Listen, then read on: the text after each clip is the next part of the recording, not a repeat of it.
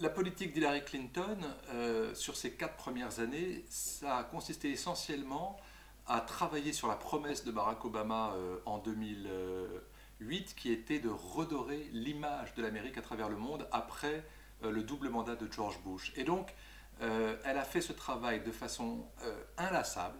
Elle a parcouru probablement plusieurs fois le tour de la Terre, bien davantage que ses prédécesseurs, pour essayer de faire comprendre à tous les continents et à tous les peuples de chaque continent que l'Amérique d'Obama valait mieux que l'Amérique de son prédécesseur. Alors c'était très compliqué parce qu'en même temps, la politique fondamentale des États-Unis n'a pas globalement changé.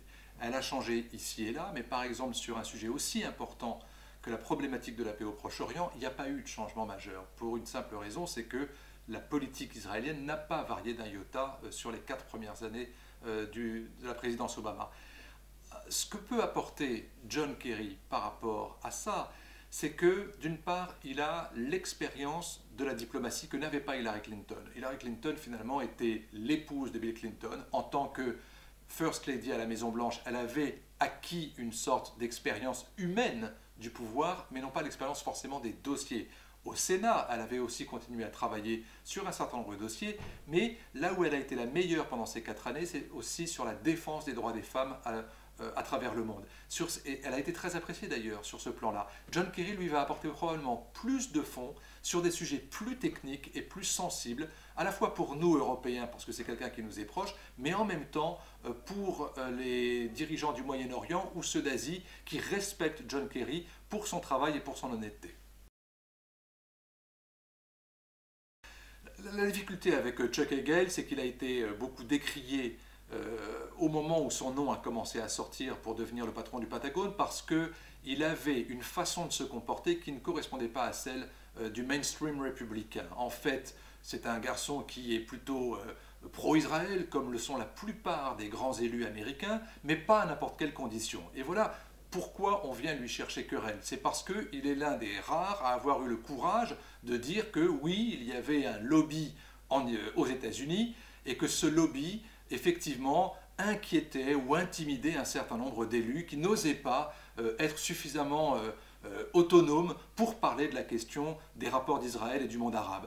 Chuck Hagel, il a osé le faire. Alors on lui en veut beaucoup à cause de ça. Est-ce que ça veut dire que ça va être un mauvais ministre de la Défense? Non, parce que d'abord, ça n'est pas le ministre de la Défense des États-Unis qui s'occupe des grandes questions de diplomatie, et puis parce que le ministre qui s'occupe des affaires militaires, s'il va effectivement intervenir sur les grandes questions du Proche-Orient, il aura besoin effectivement de savoir sur le plan stratégique comme sur le plan budgétaire où est-ce qu'il met les pieds. Alors oui, il peut rencontrer un certain nombre d'ennemis au Congrès qui vont lui en vouloir pour ce qu'il pense et non pas pour ce qu'il fait. Mais ce n'est pas du tout la même chose. La dernière question qui reste en suspens, c'est celle de l'Iran. Il n'est pas partisan d'une solution militaire à la crise entre l'Occident et l'Iran. Ça ne veut pas dire qu'au final, il ne se résoudra pas à utiliser la force, mais ça veut dire en tout cas qu'il y regardera probablement à 2 fois avant d'agir. Pour l'instant, c'est un peu exagéré de dire que la course des primaires est ouverte. Elle ne s'ouvrira qu'après les élections de mi-terme et lorsque un certain nombre de candidats publiquement se prononceront ou montreront qu'ils sont intéressés par le poste et par la campagne. Pour l'instant, on sait qu'il y a un certain nombre de personnalités au sein du Parti démocrate qui ont le profil pour succéder à Barack Obama. Évidemment, la première d'entre elles, c'est Hillary Clinton. Pourquoi? Parce qu'elle aime fondamentalement le pouvoir et l'exercice du pouvoir. Et je crois que son expérience au département d'État a montré qu'elle avait aussi la stature d'une femme d'État. Et donc oui, le job l'intéresse. Est-ce qu'elle aura les moyens, à la fois physiques, parce qu'elle a été extrêmement fatiguée par cet exercice du pouvoir d'y aller? On ne le sait pas. La deuxième personnalité qui mérite le détour, c'est Rahm Emanuel, qui est aujourd'hui le maire de Chicago. Il dément le fait qu'il ait envie d'y aller, mais tout le monde sait qu'il correspond au profil. Pourquoi? Parce qu'il a l'expérience de la Maison-Blanche, il a été secrétaire général, il a l'expérience des années Clinton et celle des années Obama, et il est aujourd'hui l'un des leaders les plus influents au sein du Parti démocrate.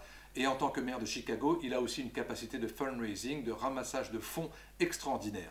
La troisième personnalité, c'est le gouverneur du Maryland, qui est une personnalité très attachante, mais peut-être un tout petit peu novice sur le plan de la politique nationale.